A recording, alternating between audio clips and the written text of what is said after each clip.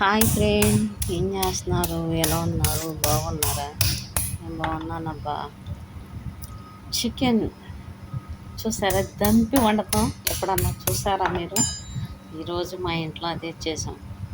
Chicken దాన్ని మొద్దుగా ఉందనుకో, దాన్ని కట్ చేయాలి. నిలువుగా కట్ చేసి ఒక్కొక్క పీస్ వచ్చి 2 పీసులుగా కట్ చేయాలి.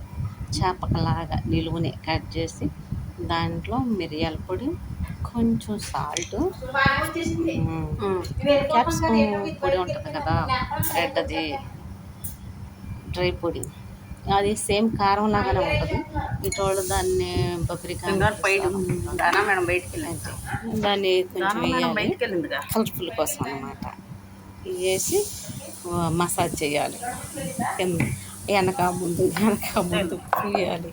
పూసాక కొంచెం బాండీలో బటర్ వేయాలి. మనకి బటర్ అంటారు, ఇక్కడ జిబ్దా అంటారు అన్నమాట. దాన్ని బాగా జిబ్దా కొంచెం ఎక్స్ట్రానే వేయాలి, చాలా వేయాలి.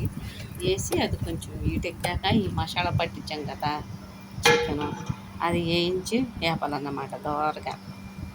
లోపలగాన అది గ్యాస్ తక్కువ మంట పెట్టాలి. తక్కువ మంట పెట్టి చక్కగా అది బ్రౌన్ కలర్ వచ్చిన తర్వాత నిదానంగా వేపుకోవాలి. కాకపోతే దానికి చాలా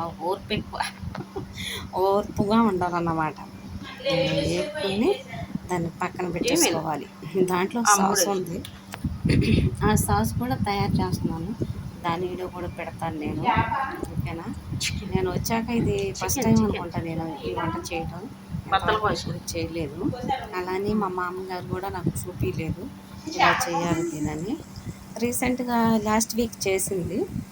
ఈ వీక్ నువ్వే చేసేయి, మనం చూసావు కదా చెయ్యి అంది. దానికి ఒక వీడియో లేదు, ఏమీ లేదు, ఏమీ చూపించలేదు. నోటితోనే చెప్పింది. ఇక నేను చేస్తున్నాను అన్నమాట. ఇంకా అది అట్ట బ్రౌన్ కలర్ వచ్చినప్పుడు తీసి పక్కన పెట్టేది వాళ్ళు. ఇప్పుడు సాస్ కోసం నూనె అనేది వాడకూడదు, అంత బటర్తోనే కొంచెం బటర్ వేసి ఇప్పుడు దీంట్లో కొంచెం ఆపు ఉల్లిపాయ పోయాలి. ఆ ఆపు ఉల్లిపాయ ముక్కలు చిన్నగా పోయాలి, చాలా చిన్నగా పోయాలి.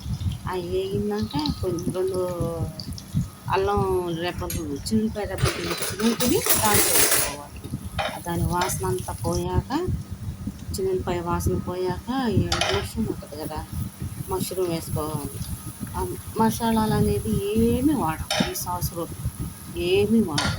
ఆ మష్రూమ్ వేసుకున్నాక అది కూడా బ్రౌన్ కలర్ కానీ కొంచెం తక్కువగానే వేగాలి. మెత్తబడితే చాలు అనుకో, బ్రౌన్ కలర్ ఏం కాదు, మెత్తబడితే చాలు.